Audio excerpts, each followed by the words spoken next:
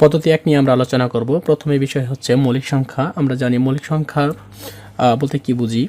তো আমরা সকলে জানি যে মৌলিক সংখ্যা হচ্ছে সেই সকল সংখ্যা যে সংখ্যাকে শুধুমাত্র 1 এবং ওই সংখ্যা ছাড়া অন্য কোনো সংখ্যা দ্বারা ভাগ করা যায় না, তাকে আমরা মৌলিক সংখ্যা বলি। তাহলে আমরা এখানে একটা নোট লিখেছি, সেটা হচ্ছে জোড় একটি মৌলিক সংখ্যা, সবচেয়ে ছোট মৌলিক সংখ্যাটি হলো 2।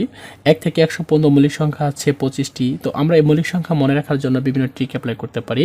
আমরা এটাকে ফোন নাম্বারের মতো মনে রাখতে পারি। যেমন 1 থেকে 10 পর্যন্ত যে 25টি মৌলিক 1 থেকে 100 পর্যন্ত যে 25টি মৌলিক সংখ্যা আছে, সেই মৌলিক সংখ্যা মনে রাখার উপায় হচ্ছে আমরা এটাকে ফোন নাম্বারের মতো মনে রাখতে পারি চাইলে। সেটা হচ্ছে 44, 22, 32, 23, 21। তো আমরা প্রথম প্রশ্নে লিখেছি 1 থেকে 30 পর্যন্ত মৌলিক সংখ্যা কত। তো আমরা প্রথম প্রশ্নে লিখেছি 1 থেকে 30 পর্যন্ত, অর্থাৎ 1 থেকে 30 পর্যন্ত মৌলিক সংখ্যা কত। তো আমরা জানি যে 1 থেকে 30 পর্যন্ত মৌলিক সংখ্যা হচ্ছে, আমরা জানি এখানে 44, 22, 32, 23, 21 আমরা যে লিখেছি, এখানে প্রত্যেকটা ভিতরে 1 থেকে 10 পর্যন্ত 10টি করে মৌলিক 1 থেকে 10 পর্যন্ত মৌলিক সংখ্যাগুলো অবস্থান করতেছে। তো আমরা প্রথমে জানি 1 থেকে 10 পর্যন্ত যে মৌলিক সংখ্যা আছে সেখানে হচ্ছে 4টি, তারপর 11 থেকে 20 পর্যন্ত আছে 4টি, তারপর 21 থেকে 30 পর্যন্ত আছে 2টি, 31 থেকে 40 পর্যন্ত আছে 2টি। এভাবে আমরা জানি যে 1 থেকে 30 পর্যন্ত মৌলিক সংখ্যা গণনা করলে হবে 10টি। সুতরাং উত্তর ঘ নাম্বার, সেটা হবে 10টি। দ্বিতীয় প্রশ্নটা ছিল যে 30 থেকে 80 আর মধ্যবর্তী বৃহত্তম ও ক্ষুদ্রতম মৌলিক সংখ্যার ব্যবধান কত। 30 থেকে 80 এর মধ্যবর্তী, অর্থাৎ 30 এর পরে এবং 80 এর পূর্বের বৃহত্তম মৌলিক সংখ্যা কত। তাহলে 30 থেকে বড় এবং 80 থেকে ছোট তার মৌলিক সংখ্যা কত এবং তাদের ব্যবধান কত। তাহলে আমরা জানি যে 30 এর বড় মৌলিক সংখ্যা হচ্ছে 31, 30 থেকে বড় মৌলিক সংখ্যা হচ্ছে 31 এবং 80 থেকে ছোট মৌলিক সংখ্যাটা হচ্ছে 79। তাহলে আমরা যদি এটাকে মাইনাস করি তাহলে এর উত্তর দাঁড়াবে 48, অর্থাৎ এখানে অপশনটা ভুল রয়েছে, তো উত্তর হবে 48। তৃতীয় প্রশ্নটা ছিল যে 10 থেকে 60 পর্যন্ত, অর্থাৎ 10 থেকে 60 পর্যন্ত যে মৌলিক সংখ্যাগুলো একক স্থানীয় অঙ্ক নয় তাদের সমষ্টি কত। তাহলে আমরা জানি যে একক, দশক, শতক, হাজার এরকমভাবে আছে। তাহলে আমরা এটাকে ডান দিক থেকে কাউন্ট করব যে একক, দশক, শতক। তাহলে এভাবে যদি আমরা কাউন্ট করি তাহলে আমরা জানি 10 থেকে 60 পর্যন্ত মৌলিক সংখ্যার কথা আমরা এখানে বলছি। তো 10 থেকে 60 পর্যন্ত মৌলিক সংখ্যার যে সমস্ত অঙ্কের স্থানীয় সংখ্যা হচ্ছে 9, তাহলে শেষ সংখ্যাটা হচ্ছে 9। তাহলে আমরা এরকম যদি গণনা করি তাহলে দাঁড়ায় 19।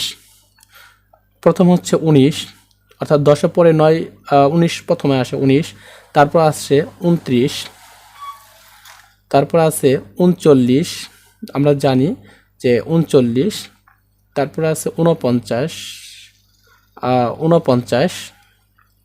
তারপরে আছে 59। এভাবে আমরা একক স্থানীয় অঙ্কগুলো আমরা দেখে নিব। তাহলে এখানে আছে প্রত্যেকটা শেষে 9 আছে, অর্থাৎ একক স্থানীয় অঙ্ক 9, একক স্থানীয় অঙ্ক 9, সবগুলোতে 9 আছে। তবে এখানে 10 থেকে 60 পর্যন্ত মৌলিক সংখ্যার কথা আমরা বলেছি। তাহলে এখানে 39 কোনো মৌলিক সংখ্যা নয়, তাহলে যেগুলো মৌলিক সংখ্যা নয় সেগুলো আমাদেরকে বাদ দিয়ে দিতে হবে। অর্থাৎ আমরা মৌলিক সংখ্যা অপশনগুলো টেস্ট করব, টেস্ট করার পরে যেগুলো মৌলিক সংখ্যা হবে না সেগুলোকে আমরা বাদ দিয়ে দিব। তাহলে আমরা এখানে যেগুলো মৌলিক সংখ্যা নয় সেগুলো যদি আমরা বাদ দিই, যেমন 49 কোনো মৌলিক সংখ্যা নয়, 39 কোনো মৌলিক সংখ্যা নয়, এগুলো যদি আমরা বাদ দিই তাহলে এর ফলাফল দাঁড়াচ্ছে 107। তাহলে মৌলিক সংখ্যাগুলো যোগ করে আমরা এর ফলাফল দিতে পারি 107। পরের কোশ্চেনটা আমাদের ছিল নিচের কোনটি মৌলিক সংখ্যা, অর্থাৎ আমাদের মৌলিক সংখ্যাগুলো কাউন্ট করতে হবে। তাহলে আমরা মৌলিক সংখ্যা কিভাবে কাউন্ট করব। আমরা তো মৌলিক সংখ্যা জানি যে 1 থেকে 10 পর্যন্ত, 11 থেকে 20 পর্যন্ত এভাবে মৌলিক সংখ্যাগুলো আমাদের লেখা থাকে। আমরা 10 থেকে 25 পর্যন্ত সকল মৌলিক সংখ্যাগুলো আমরা জানি যে মনে রাখার জন্য 44, 22, 32, 23, 21 এভাবে আমরা মনে রাখতে পারছি। তাহলে আমাদের মৌলিক সংখ্যাগুলো আমরা চিনব কীভাবে যে এখানে একটা মৌলিক সংখ্যা আমাদের আছে। তো চলুন আমরা মৌলিক সংখ্যা আগে চেনার জন্য কিছু উপায় অবলম্বন করি। সেটা হচ্ছে যে আমরা মৌলিক সংখ্যাগুলো চেনার জন্য প্রথমে আমরা কি করতে পারি। মৌলিক সংখ্যাগুলো জানার জন্য প্রথমে আমরা জানি যে মৌলিক সংখ্যা কী হতে পারে সেটা আমাদেরকে জানতে হবে, কী কী মৌলিক সংখ্যা হতে পারে। মৌলিক সংখ্যা হওয়ার জন্য আমাদেরকে প্রথমেই 2 হতে হবে, 2 হতে পারে। আমি একটা ব্রাশটা নিয়ে নিচ্ছি, তারপর একটা কালার নিয়ে নিচ্ছি। 2 হতে পারে, তারপরে হতে পারে 3, তারপরে হতে পারে 5, তারপরে হতে পারে 7, তারপর হতে পারে 11। এই অপশনগুলো দ্বারা আমরা মৌলিক সংখ্যাগুলোকে মোটামুটিভাবে বিবেচনা করতে পারি। তাহলে আমরা 2 দ্বারা যদি এটাকে বিবেচনা করি, তাহলে আমরা ওটাকে অপশনগুলোকে বুঝবো কীভাবে যে 2 দ্বারা। যদি কোনো সংখ্যার শেষে জোড় সংখ্যা থাকে, অর্থাৎ দুটো সংখ্যা এর শেষে যদি জোড় সংখ্যা থাকে, তাদের যোগফলকে আমরা 2 দ্বারা ভাগ করলে যদি ভাগ যায়, তাহলে সেটা মৌলিক সংখ্যা হবে না। যদি আমরা এভাবে লিখি যে দুটো সংখ্যা, অর্থাৎ এখানে লেখা আছে 91, 91কে যদি এখানে যদি জোড় সংখ্যা হতো, তাহলে এখানে মৌলিক সংখ্যা হতে পারতো, আবার নাও হতে পারতো। যদি এর শেষে আমাদের জোড় সংখ্যা থাকতো, তাহলে আমরা এই দুটোকে যোগ করতাম এবং 2 দিয়ে ভাগ করতাম সেটাকে, তারপর দেখতাম যে 2 দ্বারা এটাকে ভাগ করা যায় কিনা। তারপর আমরা কোনো সংখ্যার শেষে যদি 3 থাকে, 3 দ্বারা যদি আমরা এটাকে টেস্ট করতে চাই, তাহলে আমাদেরকে করতে হবে সংখ্যা দুটোকে যোগ করতে হবে, যে কোনো সংখ্যাকে আমাদেরকে যোগ করতে হবে। যোগ করে যদি সেটা 3 দ্বারা ভাগ যা, তবে সেটা মৌলিক সংখ্যা হবে না। কোনো সংখ্যার শেষে যদি 0 অথবা 5 থাকে, তাহলে সেটা দিয়ে যদি ভাগ যায়, 5 দ্বারা যদি ভাগ যায়, তবে সেটাও মৌলিক সংখ্যা হবে না। 7 দ্বারা আমরা মৌলিক সংখ্যা নির্ণয় করার জন্য আমরা কি করতে পারি? 7 দ্বারা মৌলিক সংখ্যা নির্ণয় করার জন্য আমরা যে সংখ্যাটাকে আমরা মৌলিক সংখ্যা নির্ণয় করব, সেই সংখ্যাটাকে আমরা দুটো সংখ্যাকে শেষ সংখ্যাটাকে আমরা মাইনাস করে দিব। যেমন আমরা 4 নাম্বার অপশনটা এখানে টেস্ট করতেছি, সেটা হচ্ছে যেমন এই যে 5, 9, 59, এই দুটাকে আমরা যোগ করি, যোগ করতে পারি। তাহলে 5, 4 হচ্ছে 14, 14কে যদি আমরা ভাগ করি, তাহলে 7 দিয়ে ভাগ যা, তাহলে সেটাও মৌলিক সংখ্যা হবে না। 11 দ্বারা যদি আমরা মৌলিক সংখ্যা নির্ণয় করতে চাই, তাহলে কোনো সংখ্যাকে সেম আমরা চিন্তা করি এভাবে যে একটা সংখ্যা যদি আমরা ধরতে চাই যে 11 দ্বারা কীভাবে আমরা এটাকে বুঝতে পারবো এটা মৌলিক সংখ্যা কিনা, তাহলে আমরা এখানে যদি কিছু সংখ্যা লিখি যে 14, 20, এভাবে যদি আমরা কিছু সংখ্যা 21, এভাবে যদি আমরা কিছু সংখ্যা লিখি, তাহলে 11 দ্বারা এটা যায় কিনা, ভাগ যায় কিনা, এটা পরীক্ষা করার জন্য আমাদের কী করতে হবে? প্রথম যে একক স্থানীয় অঙ্কটা আছে সেটাকে আমাদের 1 নাম্বার ধরে নিতে হবে, দশক স্থানীয় অঙ্কটাকে 2 নাম্বার ধরে নিতে হবে, এবং পরবর্তী অঙ্কটাকে আমাদের 3 নাম্বার ধরে নিতে হবে, এবং পরেরটাকে আমাদের 4 নাম্বার আমাদের ধরে নিতে হবে। তাহলে এই দুইটা বিজোড় সংখ্যাকে আমরা যোগ করব, এবং এই দুটো জোড় সংখ্যাকে আমরা যোগ করব। যোগ করে এটা বিয়োগ করলে আমাদের যদি সেটা ভাগ 0 অথবা 11 এর গুণিতক হয়, তবে সেটা মৌলিক সংখ্যা হবে না। তাহলে আমরা এখান থেকে বুঝতে পারতেছি যে আমাদের এখানে মৌলিক সংখ্যা হচ্ছে 59, অর্থাৎ 59।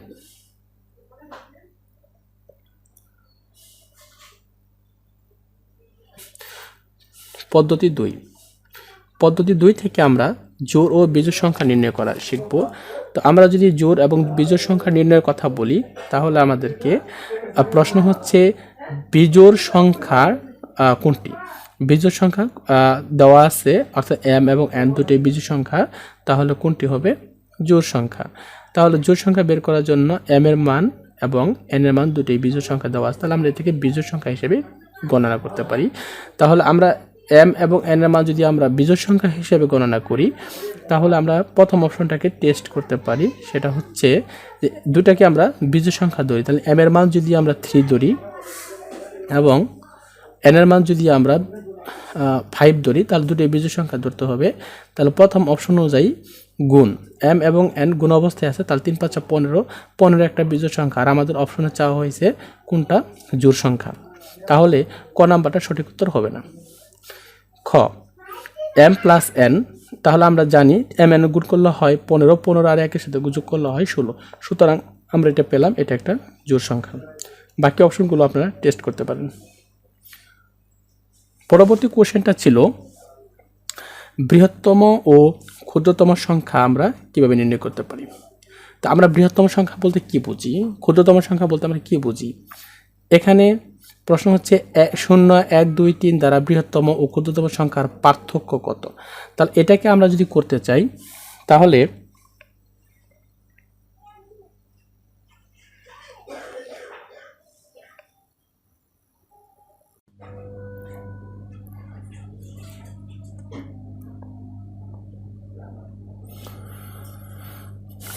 পদ্ধতি 3 বৃহত্তম ক্ষুদ্রতম সংখ্যার ভিতরে ছিল যে 0 1 2 3 দ্বারা বৃহত্তম গঠিত ক্ষুদ্রতম সংখ্যার মধ্যে পার্থক্যটা কত থাকবে। তাহলে এটাকে যদি আমরা গঠন করি তাহলে আমাদেরকে বৃহত্তম সংখ্যা নির্ণয় করলে প্রথমে হবে 3 বড় সংখ্যা, তারপরে 2, তারপরে 1, তারপর 0। অর্থাৎ এটাকে যদি আমরা সাজাই তাহলে প্রথমে একক স্থানীয় অঙ্কটা হবে 3, দশক স্থানীয় অঙ্কটা হবে 2 এবং এটা ক্ষুদ্রতম সংখ্যাটাকে যদি আমরা সাজাই তাহলে ক্ষুদ্রতম সংখ্যা আমরা কিন্তু শূন্যটাকে আমরা আগে দিতে পারবো না, এর আগে আমাদের দিতে হবে 1 2 3। এইভাবে আমাদেরকে সংখ্যাগুলো সাজাইতে হবে। তাহলে বৃহত্তম সংখ্যাটা থেকে আমাদের যে ক্ষুদ্রতম সংখ্যাটা আমরা বিয়োগ করি তাহলে বৃহত্তম সংখ্যাটা হবে 3 2 1 0 অর্থাৎ 1 3 2 1 0। তাহলে 3210 থেকে 1023 আমাদেরকে বিয়োগ করলে যে বিয়োগফলটা দাঁড়াবে সেটাই হচ্ছে বৃহত্তম সংখ্যার পার্থক্য, অর্থাৎ যার উত্তর দাঁড়াবে 2187। 5 অঙ্কের বৃহত্তম ক্ষুদ্রতম এবং ক্ষুদ্রতম ও 4 অঙ্কের বৃহত্তম 5 অঙ্কের ক্ষুদ্রতম ও 4 অঙ্কের বৃহত্তম সংখ্যার মধ্যে পার্থক্য কত? তাহলে আমরা 5 অঙ্কের ক্ষুদ্রতম সংখ্যা বলতে বুঝি 1 দিয়ে 4টে শূন্য, 1 দিয়ে 4টা শূন্য, 3 এবং 4। তাহলে এটা হচ্ছে 5 অঙ্কের ক্ষুদ্রতম সংখ্যা এবং বৃহত্তম সংখ্যাটা হচ্ছে 4টে 9। বৃহত্তম সংখ্যা হবে 4টে 9 আমাদেরকে লিখতে হবে। তাহলে আমরা যদি 4টে 9 এখানে মাইনাস করি তাহলে এর ফলাফল দাঁড়াবে, এটা হচ্ছে ক্ষুদ্রতম সংখ্যা আর এটা হচ্ছে বৃহত্তম সংখ্যা, এটাকে যদি আমরা মাইনাস করি তাহলে ফলাফল দাঁড়াবে 1। সুতরাং উত্তর হবে 1। পদ্ধতি 4 ছিল কোনটি মূলদ সংখ্যা ও কোনটি মূলদ ও অমূলদ সংখ্যা, এই বিষয়টা ছিল। তো প্রশ্ন ছিল কোনটি মূলদ সংখ্যা। তো মূলদ সংখ্যা বলতে আমরা বুঝি যে সংখ্যাকে ভগ্নাংশ আকারে প্রকাশ করা যায় সেই সংখ্যাগুলো, অথবা যে সংখ্যাগুলো সসীম সেই সংখ্যাগুলোকে আমরা মূলদ সংখ্যা সাধারণত বলে থাকি। তাহলে 11কে আমরা রুট ওভার করলে কোনো এটা সসীম দশমিক হবে না। √6/3কে বর্গমূল করলে সেটাও সসীম দশমিক হবে না। √8/7কে বর্গমূল করলেও সসীম দশমিক হবে না। কিন্তু এই যে ঘ নাম্বার যে অপশনটা আছে √27 √48, এটাকে যদি আমরা ক্যালকুলেট করি তাহলে এটা ভগ্নাংশ আকারে প্রকাশ করা যাবে, অর্থাৎ এর ভগ্নাংশ হবে 3/4। এর ভগ্নাংশ হবে 3/4। যেহেতু এটাকে ভগ্নাংশ আকারে প্রকাশ করা যায় সুতরাং এটাই হবে একটা মূলদ সংখ্যা। তো আমরা এটাকে ক্যালকুলেট করার জন্য আমরা করতে পারি যে এটাকে আমরা 27কে আমরা ভেঙে ফেলতে পারি, যে এখানে আমরা 9 লিখতে পারি, 9 গুণন 3 এটা আমরা দিতে পারি। তাহলে 9 গুণন 3 যদি আমরা দেই তাহলে এর সম্পূর্ণকে আমরা ভগ্নাংশ করে নেই বাই 48কে আমরা 4 এবং 48 হিসেবে ভাঙতে পারি। তাহলে এখানে 12 গুণন 4, 12 গুণন 4 এটাকেও আমাদের ভগ্নাংশ করে নিতে হবে, রুট করে নিতে হবে। তো এটা নেওয়ার পর আমরা 3কে রুট করলে পাবো 3, আর এর পাশে আসছে √3 বাই 12কে আমরা রুট করতে পারবো না, ভাঙতে পারবো না, তাহলে এটা 12ই থাকবে 12। কিন্তু আমরা 4কে রুট করলে হবে 2, 4কে রুট করবো তাহলে এটা যদি আমরা কর্তন করি তাহলে এটা হবে 4, অর্থাৎ উপরে থাকবে 3, নিচে হবে √4। তাহলে 3 √4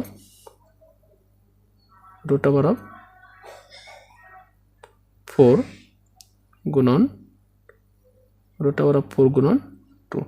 তাহলে 2কে রুট করলে হবে 2কে রুট করলে হবে উপরে থাকবে 3 আর 2কে রুট করলে হবে 2, 2 এর সাথে 2 গুণ করলে হবে 4। সুতরাং উত্তর হবে 3/4। উত্তর হবে এটা ভগ্নাংশ আকারে প্রকাশ করা যায়। 5 নম্বর পয়েন্ট ছিল ধারাবাহিক ক্রমিক ও ধারাবাহিক সংখ্যা নির্ণয়। আমরা জানি ধারাবাহিক ক্রমিক ও ধারাবাহিক সংখ্যা নির্ণয় করতে গেলে ক্রমিক সংখ্যা কাকে বলে, ধারাবাহিক সংখ্যা কাকে বলে, এই বিষয়গুলো আমাদেরকে জানতে হবে। যে এখানে প্রশ্নটা ছিল 5টি ক্রমিক সংখ্যার যোগফল হচ্ছে 100, 5টি ক্রমিক সংখ্যা এবং প্রথম ও শেষ সংখ্যার গুণফল কত হবে। তাহলে আমরা 5টি ক্রমিক সংখ্যার কথা বলছি এখানে, তাহলে প্রথম ও শেষ সংখ্যাটা তা আমরা জানি না সংখ্যাটি কত, আমাদেরকে প্রথমে সংখ্যাটা বের করতে হবে। 5টি ক্রমিক সংখ্যা, তাহলে আমরা ধরে নিই সংখ্যাটি হচ্ছে x, তাহলে x এর সাথে আমরা কি করতে পারি, ক্রমিক সংখ্যা হিসেবে যোগ করতে পারি। তাহলে ক্রমিক হলে x এর সাথে 1 যোগ হবে, x + 1 এর সাথে আমরা ক্রমিক বানাবো 5টি সংখ্যা, অর্থাৎ x + 2 x + 2 plus x + 3 plus x + 3 plus x + 4। তাহলে এখানে আমরা 5টি সংখ্যা পাইছি। একটা হচ্ছে একটি সংখ্যা, 2টি সংখ্যা, 3টি সংখ্যা, 4টি সংখ্যা, 5টি সংখ্যা। তাহলে 5টি সংখ্যার যোগফল হচ্ছে 100। 5টি সংখ্যার যোগফল হচ্ছে 100। তাহলে আমরা এই পাশে লিখতে পারি 100, এই পাশে আমরা ইকুয়াল 100 লিখতে পারলাম এখানে। তাহলে এখানে x এর মান হচ্ছে একটা x, 2টা x, 3টা x, 4টা x, 5টা x। তাহলে আমরা জানি এখানে আমরা এখানে 5x লিখতে পারি। তাহলে 5x ইকুয়াল এখানে আমরা যোগ করতে পারি 4 4 7 8 9 10 11 12, 4 যোগ করতে পারি 4 4 7 8 9 10। তাহলে এখানে আমরা লিখতে পারি 10 ইকুয়াল 100, ইকুয়াল 100 আমরা লিখতে পারি 100। তাহলে এটাকে যদি আমরা লিখি 5x ইকুয়াল, এটাকে যদি আমরা চেঞ্জ করি তাহলে দাঁড়াবে 90। তো 90কে আমরা যদি ভাগ করে নেই তাহলে x এর মান দ্বারা হচ্ছে 5 একে 5, 5 8 90। এটাকে আমাদের, তাহলে আমাদের সংখ্যাটি হচ্ছে 18। তাহলে আমরা প্রশ্ন ছিল প্রথম ও শেষ সংখ্যার গুণ করব। তাহলে প্রথম সংখ্যাটা হচ্ছে x, অর্থাৎ যার মান দ্বারা আছে 18, এবং শেষ সংখ্যাটা ছিল x + 4। তাহলে আমাদের কি করতে হবে, শেষ সংখ্যাটা নির্ণয় করার জন্য x এর সাথে x এর মানের সাথে যোগ করতে হবে। তাহলে x এর মান হচ্ছে 18, 18 সাথে আমাদের 4 যোগ করতে হবে, এটা হচ্ছে শেষ সংখ্যার মান। তাহলে হচ্ছে 22। তাহলে সংখ্যা দুটোকে গুণ করি, তাহলে সংখ্যা দুটোকে গুণ করলে হবে 18 গুণ 18 × 22। তাহলে প্রথম ও শেষ সংখ্যার গুণফল দাঁড়াবে কত? প্রথম ও শেষ সংখ্যার গুণফল দাঁড়াবে 396, অর্থাৎ দুটো সংখ্যাকে গুণ করলে হবে 396।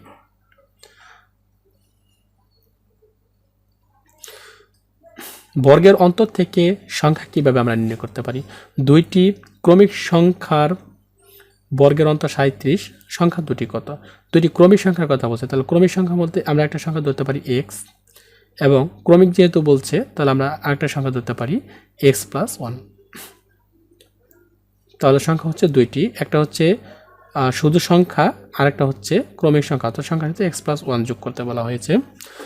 দুটি সংখ্যার বর্গের পার্থক্য, তাহলে যদি দুটি সংখ্যার বর্গের পার্থক্য নির্ণয় করতে বলা হয় তাহলে আমরা ধরতে পারি এখানে যে একটি সংখ্যা হচ্ছে x, তার বর্গ হচ্ছে স্কোয়ার, মাইনাস পরের সংখ্যাটা হচ্ছে x + 1, x + 1, x + 1। এই দুটি সংখ্যার বর্গের পার্থক্য হচ্ছে 37। দুটি সংখ্যার বর্গের পার্থক্য হচ্ছে 37। তাহলে আমরা এখানে লিখতে পারি x স্কোয়ার মাইনাস, তাহলে a + b হোল স্কোয়ার সূত্র আমরা প্রয়োগ করতে পারি যে a square plus 2ab 2 square plus 2ab into b plus b square equal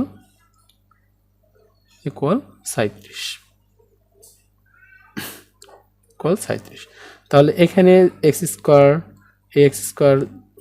চলে গেলে থাকলো 2x + 1 ইকুয়াল হোল স্কোয়ার। তাহলে দাঁড়াচ্ছে 2x + 1 ইকুয়াল 37। 2x + 1 equal 37। তাহলে x ইকুয়াল কত হবে?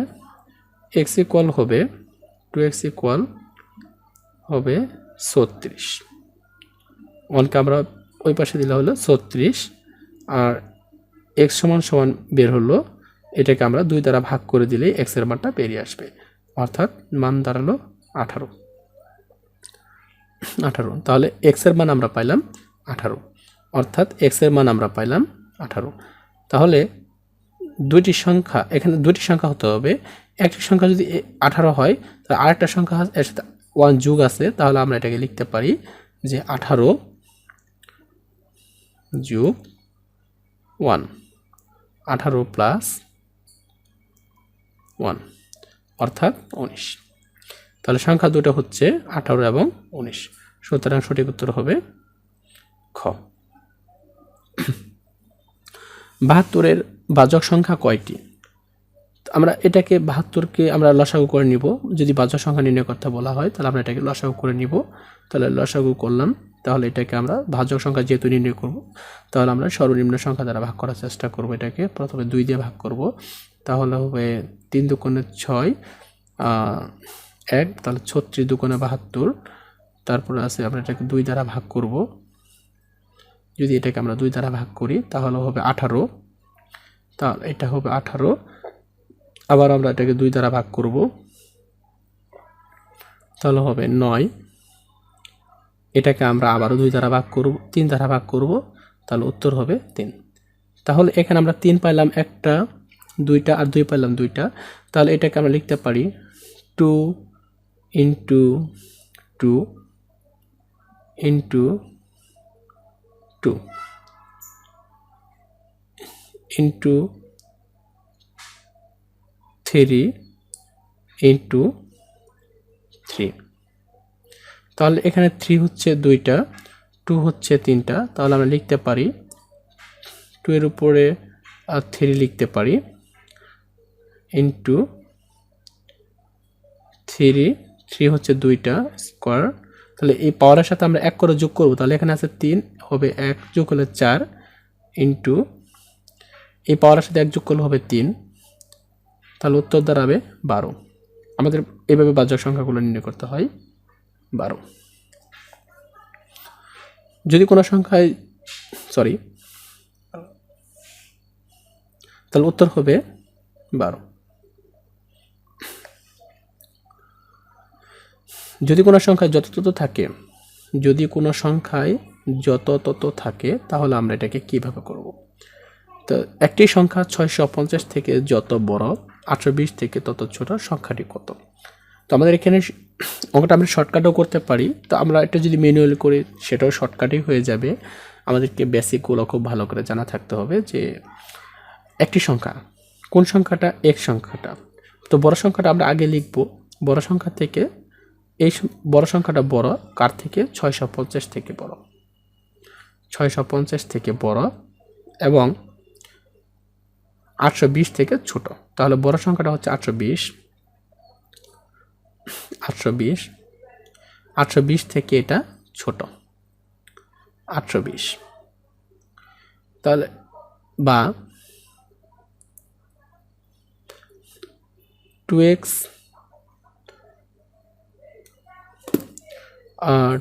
ইকুয়াল, তাহলে আমরা লিখতে পারি 820 যোগ 650। তাহলে x ইকুয়াল কত হবে? x ইকুয়াল হবে 820 আর 650কে যদি আমরা যোগ করে নিই, তাহলে হবে 0, 5, 6, 7,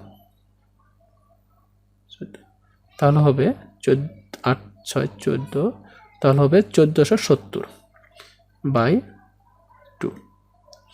যদি আমরা ভাগ করি, তাহলে হবে x এর মান হবে 7 আর হবে 35।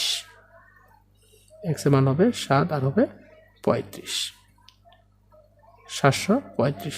তাহলে সংখ্যাটি হবে 735। তাহলে আমরা বুঝলাম যে এখানে বড় সংখ্যাটাকে আমরা আগে লিখব। তাহলে এখানে বড় সংখ্যা x, এই পাশে যে বড় সংখ্যাটা হচ্ছে 820, আমরা এটাকে আগে লিখব, তাহলে আমাদের সমস্যা হবে না।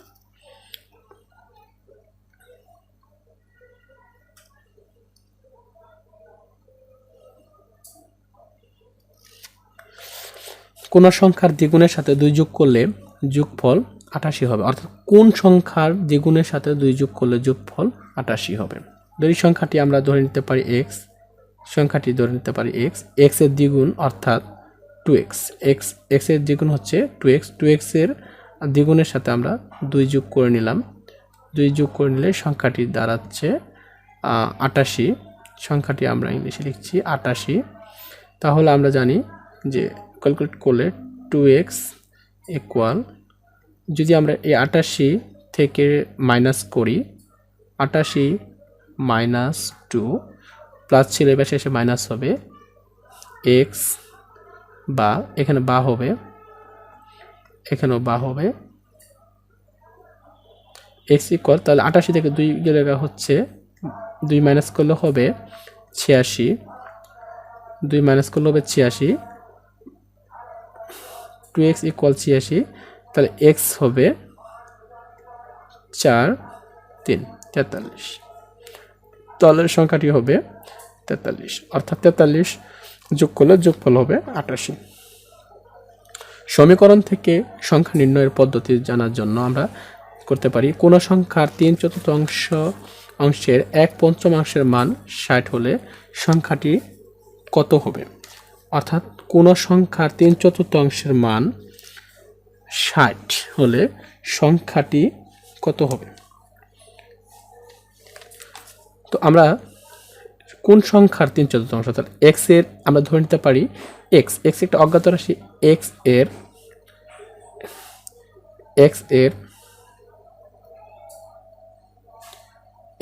3/4 অর্থাৎ 3/4 অংশ, এটাকে আমি ম্যানুয়ালি ধরে নিচ্ছি 4 অংশ, এর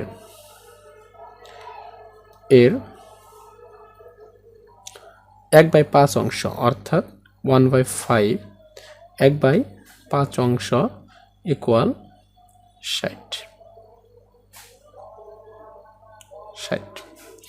তাহলে 3x/4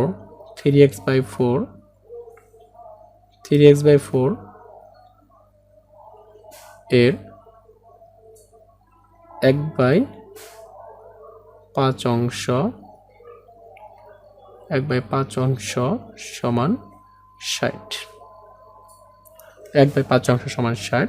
তাহলে আমরা এটাকে ধরতে পারি 3x, 3x কে 1 দ্বারা গুণ করলে হবে 3x, আর 4 5 20, এখানে গুণ করলে হবে 20, 4 5 20 ইকুয়াল 60, তাহলে 3x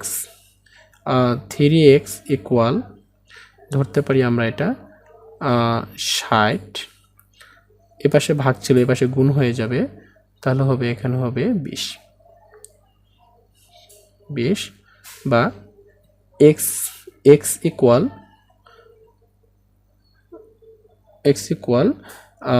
এই 60 গুণন 20 ভাগ 3, তাহলে এটা কাটাকাটি করলে আমরা পাই 3 দুগুণে 6, 3 দুগুণে 6 অর্থাৎ এখানে পাই আমরা 20, তাহলে x সমান আমরা পাই x ইকুয়াল 400, x ইকুয়াল 400, সুতরাং আনসার হবে 400। একটি সংখ্যা 3 গুণের সাথে দ্বিগুণ যোগ করলে 90 হয়, সংখ্যাটি কত। তাহলে একটি সংখ্যাটি হচ্ছে x, এক সংখ্যার 3 গুণ হচ্ছে 3x, 3 গুণের সাথে সংখ্যাটির দ্বিগুণ যোগ করলে অর্থাৎ ওই সংখ্যাটি x, তার দ্বিগুণ হচ্ছে 2x, যোগ করলে সংখ্যাটি হয়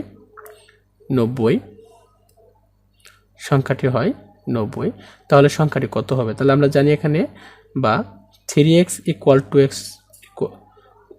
প্লাস 2x ইকুয়াল 5x, এটা 5x ইকুয়াল 90, তাহলে x এর মান কত হবে, x এর মান হবে, তাহলে 5 একে 5 4 40, তাহলে 5 18 90, 5 1 40, হ্যাঁ 4 40, তাহলে হচ্ছে 5 4 40, হ্যাঁ x এর মান হচ্ছে 18, সুতরাং আনসার হবে 18।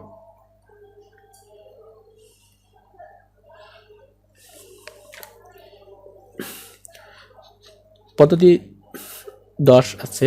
2 অঙ্ক বিশিষ্ট একটি সংখ্যা অঙ্কদ্বয় স্থান বিনিময় করলে সংখ্যাটি পূর্বাপেক্ষা 54 বৃদ্ধি পায়।